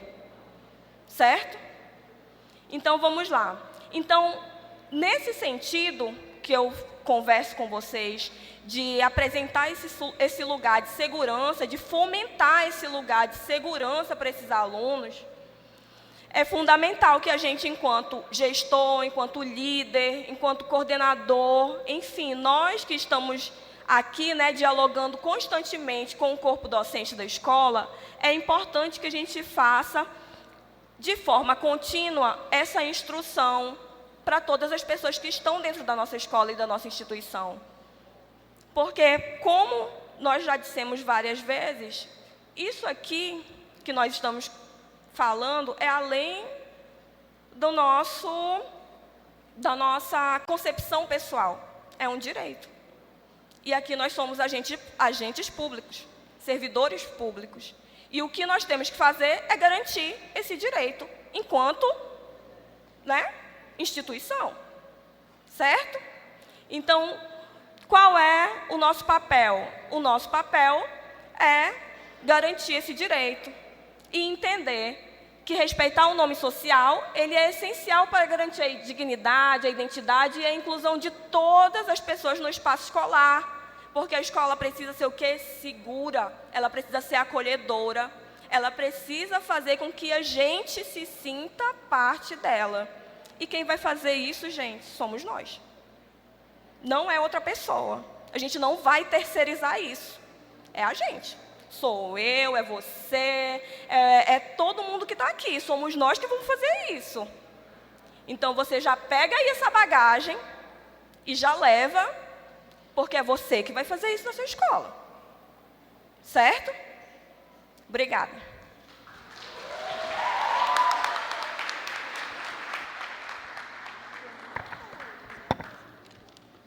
Obrigado mais uma vez à senhora Cláudia Pinheiro pela excelente apresentação do painel que tem como tema as políticas educacionais sobre diversidade de gênero no âmbito da SEDUC Amazonas. Senhoras e senhores, dando continuidade à nossa programação, teremos um momento para escuta e diálogo com os participantes. Pela ordem, peço ao nosso auxiliar de palco, Josinei, que leve até o participante o microfone. Vamos abrir primeiramente para 3 perguntas. Por gentileza, levante o braço, identifique-se e mencione a instituição em que trabalha.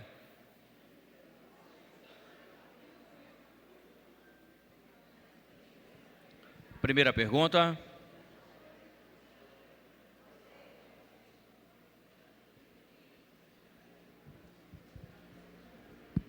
Oi, teste, som. Boa tarde, sou a professora Alice Mafra, estou na direção da escola Eunice Serrano. Na verdade, eu quero parabenizar pelo tema e agradecer por todo o conhecimento aqui dividido com todos nós. Muito obrigada e parabéns. Obrigado, professora. Próxima pergunta. Nossos palestrantes estão à disposição para tirar qualquer dúvida dos temas que foram abordados nessa tarde.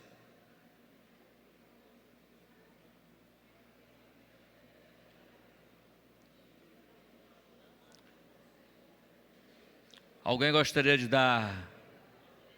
Temos mais uma pergunta.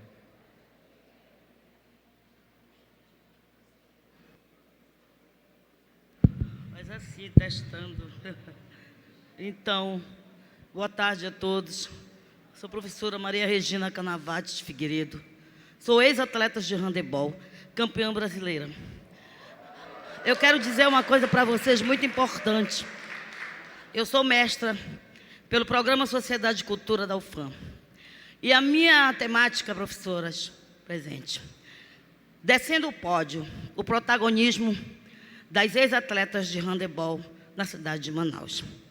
E esse tema, ele veio, me chamou muita atenção, de parabéns, porque nos 3 capítulos que foram desenvolvidos, no resumo, na verdade, as palavras-chave falavam da mulher, do gênero, da qualidade de vida, né?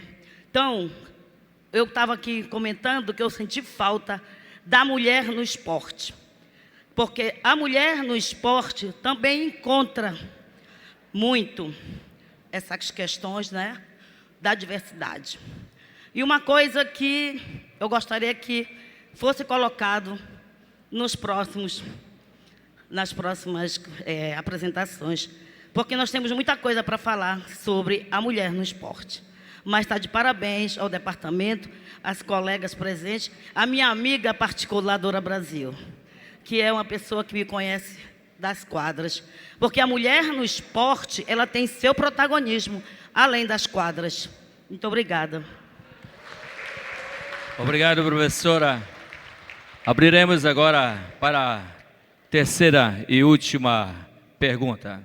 Alguém se propõe a perguntar?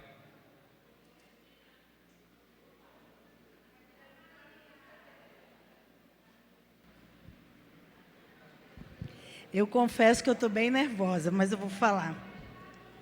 Na verdade, eu não vou palestrar, não é para o pessoal me ver melhor. Na verdade, o que eu queria falar agora é assim, nas minhas experiências no dia a dia na escola, eu entendi que o adulto que às vezes complica. E os jovens, eles conseguem assimilar melhor todas as diferenças. Sabemos que existe o bullying, existem várias coisas que acontecem que atrapalham o nosso dia a dia. E a gente, como adulto, também tem que aprender a descomplicar, igual o jovem faz.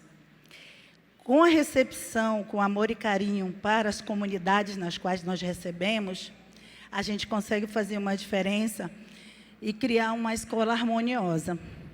A minha escola é uma escola que recebe a comunidade dos haitianos, venezuelanos, e toda a comunidade LGBT está lá comigo também. E o amor foi que fez com que a escola se tornasse uma escola muito unida dentro daquilo que acredita.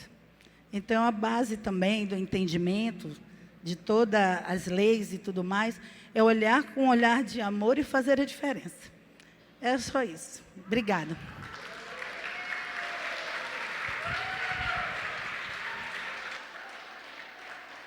Obrigado, professora, pela belíssima participação.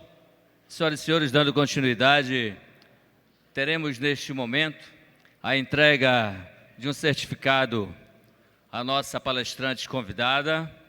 E para realizar a entrega do certificado, Eu convido o diretor do Departamento de Políticas Educacionais para a Diversidade, DPDI, senhor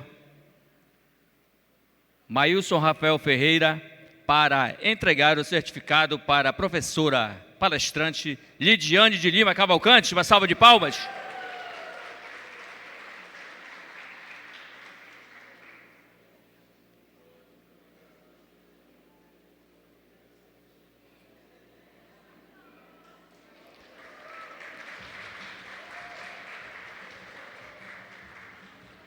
Nesse momento, iremos franquear a palavra para o diretor, fazer os agradecimentos à sua equipe e a todos os participantes presentes. Aqui na frente.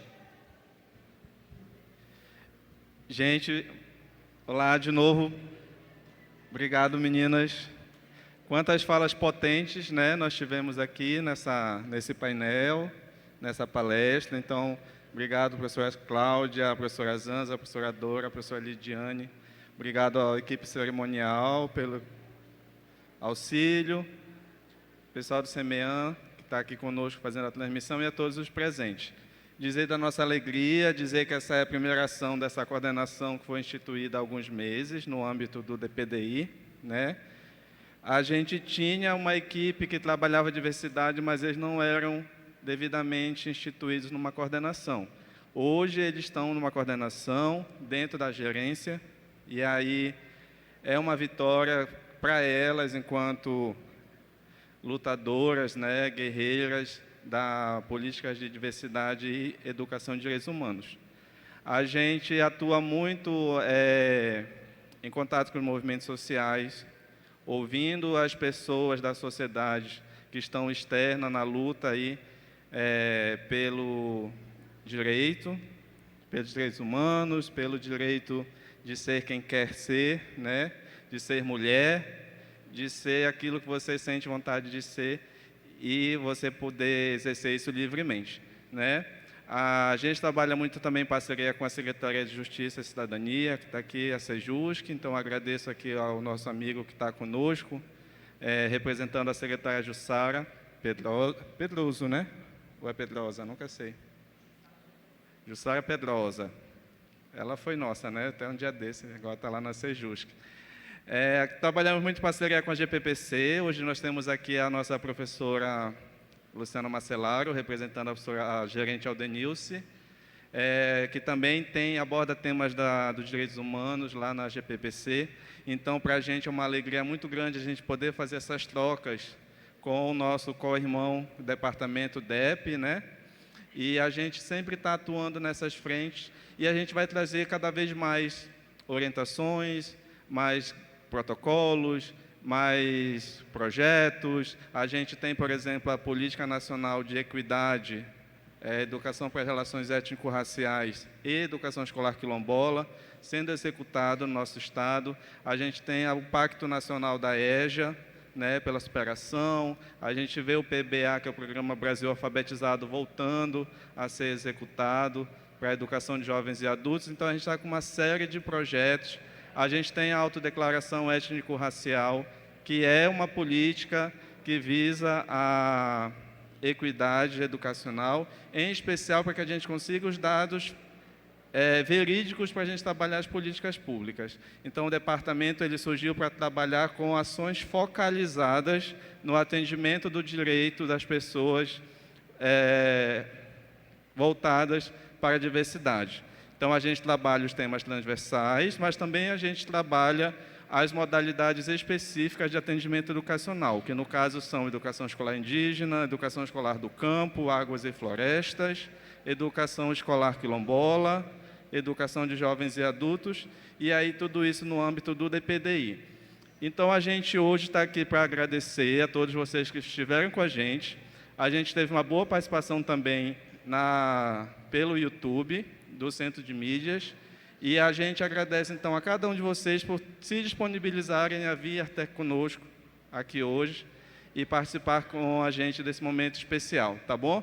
Eu queria, antes de encerrar, antes de que o nosso apresentador oficial, top ali, Jeremias, encerre, eu queria chamar aqui à frente a equipe do departamento que está presente hoje aqui conosco. Por favor, venham todos aqui na frente. a nossa gerente Kátia, nossa coordenadora Gisele, do ICMS Educação, a assessoria do departamento, pessoal da gerência, cadê a Janilce? Quem mais está da gerência? Nonata, que está saindo. Faltou alguém? E aí, gente, só apresentar rapidamente a professora Bárbara, do departamento, a professora Celeste, também da diretoria, a professora Gisele, do ICMS Educação, a professora Kátia Menezes, da gerência, a professora Dina, que é da diretoria do DPDI, a professora Sara, pedagoga da diretoria do DPDI, a professora Nilza, ali é uma queridona nossa, de muita luta, de muitos anos, e a professora Érica, que também faz parte do departamento. Então, em nome de todos, toda essa equipe que está representando o departamento como um todo, eu peço uma salva de palmas, por favor.